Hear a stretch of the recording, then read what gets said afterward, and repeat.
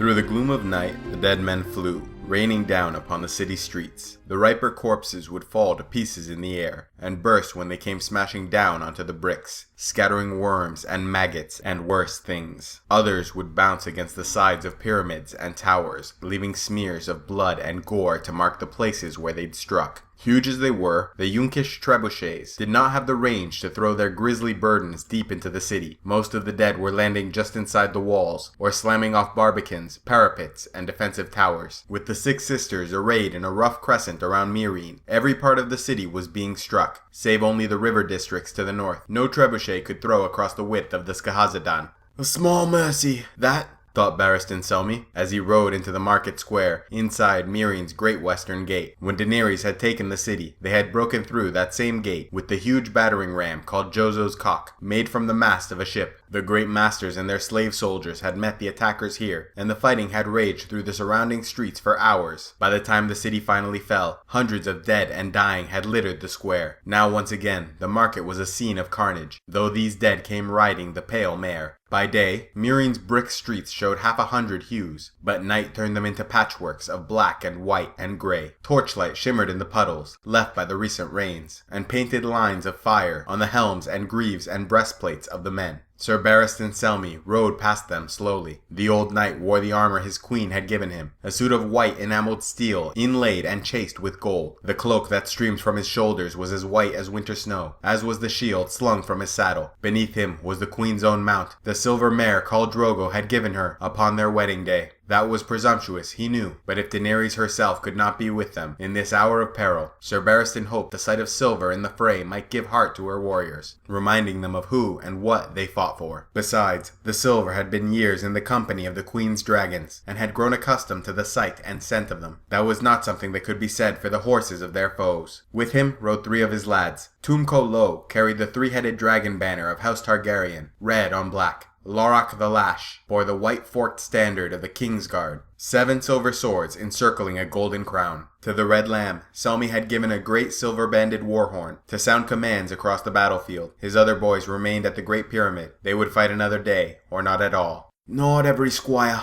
was meant to be a knight. It was the hour of the wolf, the longest, darkest hour of the night. For many of the men who had assembled in the market square, it would be the last night of their lives. Beneath the towering brick facade of Meereen's ancient slave exchange, 5,000 Unsullied were drawn up in 10 long lines. They stood as still as if they were carved of stone, each with his 3 spears, short sword, and shield. Torchlight winked off the spikes of their bronze helmets, and bathed the smooth-cheeked faces beneath. When a body came spinning down amongst them, the eunuchs simply stepped aside, taking just as many steps as were required, then closing ranks again. They were all afoot, even their officers, Grey Worm first and foremost, marked by 3 spikes on his helm. The Stormcrows had assembled beneath the Merchant's Arcade, fronting on the southern side of the square, where the archers gave them some protection from the dead men. Jockin's archers were fitting strings to their bows as Sir Barristan rode by. The widower sat grim-faced astride a gaunt grey horse, with his shield upon his arm and his spiked battle-axe in hand. A fan of black feathers sprouted from one temple of the iron half-helm. The boy beside him was clutching the company's banner, a dozen ragged black streamers on a tall staff, topped by a carved wooden crow.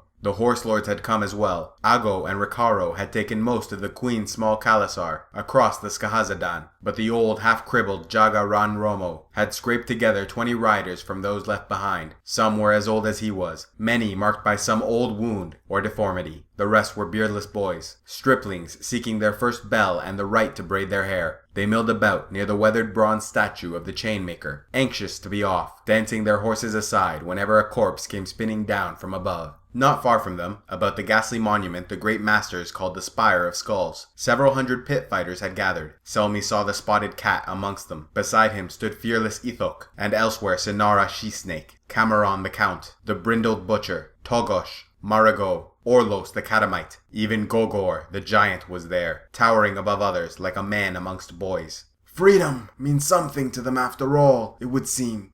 The pit fighters had more love for Hizdahr than they had ever shown Daenerys, but Selmy was glad to have them all the same. Some are even wearing armor, he observed. Perhaps his defeat of Kraz had taught them something. Above, the gatehouse battlements were crowded with men in patchwork cloaks and brazen masks. The Shavepate had sent his brazen beasts onto the city walls to free up the Unsullied to take the field. Should the battle be lost, it would be up to Skahaz and his men to hold Meereen against the Yunkai until such time as Queen Daenerys could return. If indeed she ever does. Across the city at the other gates, other forces had assembled. Tall Loraq and his stalwart shields had gathered by the eastern gate, sometimes called the Hill Gate or the Kaizai Gate, since travelers bound for Lazar via the Kaizai Pass always left that way. Marcellin and the Mother's men had massed beside the South Gate, the Yellow Gate. The Free Brothers and Simon Stripeback had drawn the North Gate, fronting on the river. They would have the easiest egress, with no foe before them but a few ships. The Yunkishmen had placed 2 Giscari legions to the north, but they were camped across the Skahazadan, with the whole width of the river between them and the walls of Meereen. The main Yunkish camp lay to the west, between the walls of Meereen and the warm green waters of Slaver's Bay. 2 of the trebuchets had risen there, one beside the river, the second opposite Meereen's main gates, defended by 24 of Yunkai's wise masters, each with their own slave soldiers. Between the great siege engines were fortified encampments of the 2 Giscari legions. The Company of the Cat had its camp between the city and the sea. The foe had Telosi slingers too, and somewhere out in the night were 300 Illyrian crossbowmen. Too many foes, Sir Barristan brooded. Their numbers must surely tell against us. This attack went against all the old knight's instincts. Meereen's walls were thick and strong. Inside those walls, the defenders enjoyed every advantage. Yet he had no choice but to lead his men into the teeth of the Yunkish siege lines, against foes of vastly greater strength. The White Bull would have called it folly. He would have warned Barristan against trusting sellswords too. This is what it has come to, my queen, Sir Barristan thought. Our fates hinge upon a sellsword's greed. Your city, your people, our lives. The tattered prince holds us all in his blood-stained hands. Even if their best hope proved to be forlorn hope, Selmy knew he had no other choice. He might have held Meereen for years against the Yunkai, but he could not hold it for even a moon's turn with the Pale Mare galloping through its streets. A hush fell across the market square as the old knight and his banner bearers rode towards the gatehouse. Selmy could hear the murmur of countless voices, the sound of horses blowing, whickering, and scraping iron-shod hooves over crumbling brick, the faint clatter of sword and shield. All of it seemed muffled and far away. It was not a silence, just a quiet, the indrawn breath that comes before the shout. Torches smoked and crackled, filling the darkness with shifting orange light. Thousands turned as one to watch, as the old knight wheeled his horse around in the shadow of the great iron-banded gates. Barristan Selmy could feel their eyes upon him. The captains and commanders advanced to meet him. Jockin and the Widower for the Stormcrows, Ringmail clinking under faded cloaks, Grey Worm, Surespear, and Dogkiller for the Unsullied, in spiked bronze caps and quilled armor, Romo for the Dothraki, Cameron, Golgor, and the Spotted Cat for the pit fighters. You know our plan of attack, the White Knight said, when the captains were gathered around him. We will hit them first with our horse, as soon as the gate is opened. Ride hard and fast, straight at the slave soldiers. When the legions form up, sweep around them. Take them from behind or from the flank. But do not try their spears. Remember your objectives. The trebuchets, said the Widower. The one the Yunkai call Haradan. Take it, topple it, or burn it. Jockin nodded. Feather as many of their nobles as we can, and burn their tents, the big ones, the pavilions. Kill many men, said Romo. Take no slaves. Sir Barristan turned in the saddle. Cat, Golgor, Cameron, your men will follow afoot. You are known as fearsome fighters. Frighten them, scream and shout. By the time you reach the Yunkish lines, our horsemen should have broken through. Follow them into the breach, and do as much slaughter as you can. Where you can, spare the slaves, and cut down their masters, the noblemen and officers. Fall back before you are surrounded. Golgor smashed a fist against his chest. Golgor not fall back, never.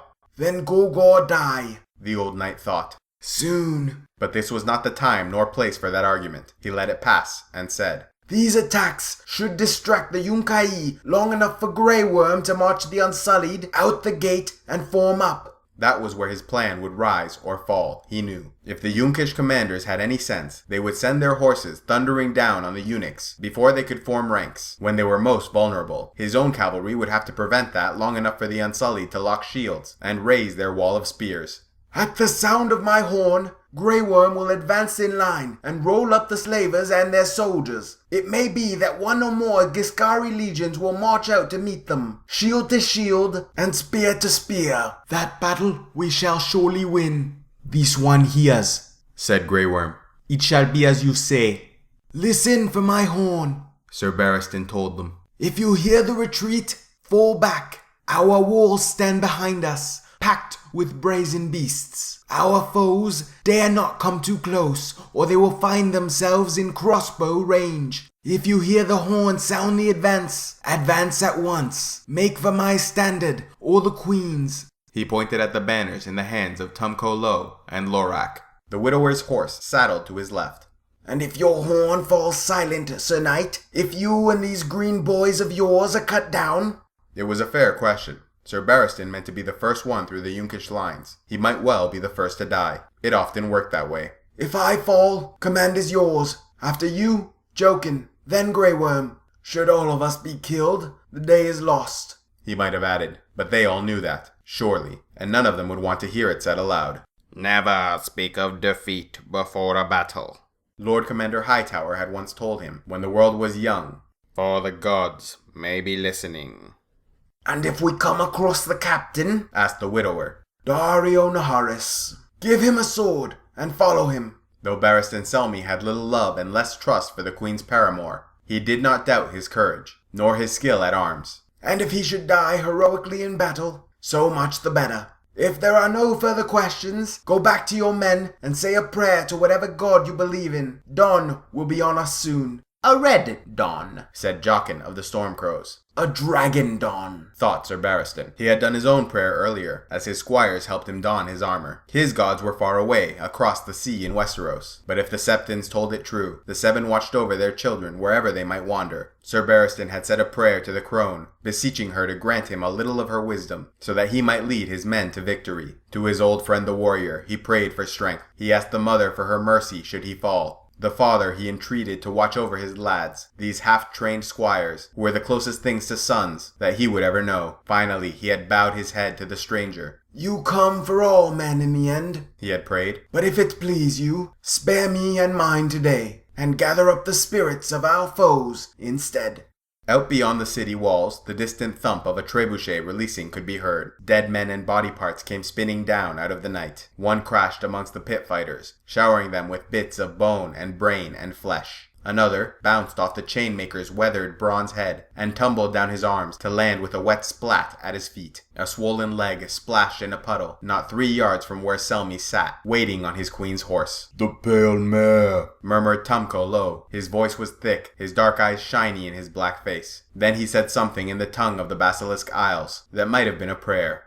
He fears the Pale Mare more than he fears our foes. Sir Barristan realized. His other lads were frightened too, brave as they might be. Not one was blooded yet. He wheeled his silver mare about. Gather round me, men. When they edged their horses closer, he said, I know what you are feeling. I have felt the same myself 100 times. Your breath is coming faster than it should. In your belly, a knot of fear coils like a cold black worm. You feel as though you need to empty your bladder, maybe move your bowels. Your mouth is dry as the sands of dawn. What if you shame yourself out there? You wonder. What if you forget all your training? You yearn to be a hero, but deep down inside, you fear you might be craven. Every boy feels the same way on the eve of battle. Aye, the grown men as well. Those Stormcrows over there are feeling the same thing. So are the Dothraki. There is no shame in fear unless you let it master you. We all taste terror in our time. I am not afraid. The Red Lamb's voice was loud, almost to the point of shouting. Should I die, I will go before the great shepherd of Lazar, break his crook across my knee, and say to him, why did you make your people lambs when the world is full of wolves? Then I will spit in his eye. Sir Barristan smiled. Well said, but take care that you do not seek death out there, or surely you will find it. The stranger comes for us all, but we need not rush into his arms. Whatever might befall us on the battlefield, remember, it has happened before, and to better men than you. I am an old man, an old knight, and I have seen more battles than most of you have years. Nothing is more terrible upon this earth, nothing more glorious, nothing more absurd. You may retch, you will not be the first. You may drop your sword, your shield, your lance. Others have done the same. Pick it up and go on fighting. You may foul your breeches. I did in my first battle. No one will care. All battlefields smell of shit.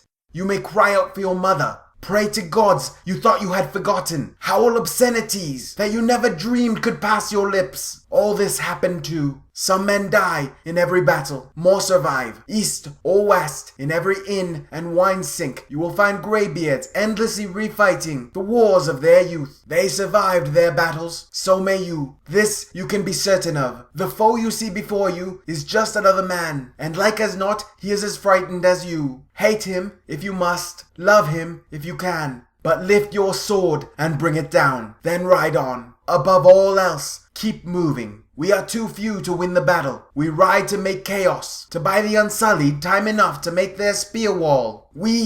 Sir. Loraq pointed with the Kingsguard banner, even as a wordless murmur came up from 1,000 pairs of lips. Far across the city, where the shadowed steps of Meereen's great pyramid shouldered 800 feet into the starless sky, a fire had awoken where once the harpy stood, a yellow spark at the apex of the pyramid. It glimmered and was gone again, and for half a heartbeat, Sir Barristan was afraid the wind had blown it out. Then it returned, brighter, fiercer, the flames swirling, now yellow, now red, now orange, reaching up, clawing at the dark. Away to the east, dawn was breaking behind the hills. Another 1,000 voices were exclaiming now. Another 1,000 men were looking, pointing, donning their helms, reaching for their swords and axes. Sir Barristan heard the rattle of chains. That was the portcullis coming up. Next would come the groan of the gate's huge iron hinges. It was time. The Red Lamb handed him his winged helm. Barristan Selmy slipped it on over his head, fastened it to his gorget, pulled up his shield, slipped his arm inside the straps. The air tasted strangely sweet. There was nothing like the prospect of death to make a man feel alive. May the warrior protect us all, he told his lads.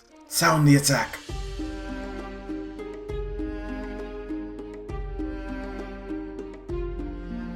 A special thanks to all those who have contributed to CivilizationEx. You make these videos possible, and I am eternally grateful for your support. If you would like to help CivilizationEx and want a say in the future content of this channel, click on the Patreon link in the description box below, and pledge any amount you'd like on a monthly basis. Or if you would prefer to make a single donation, you can use the PayPal link also in the description below.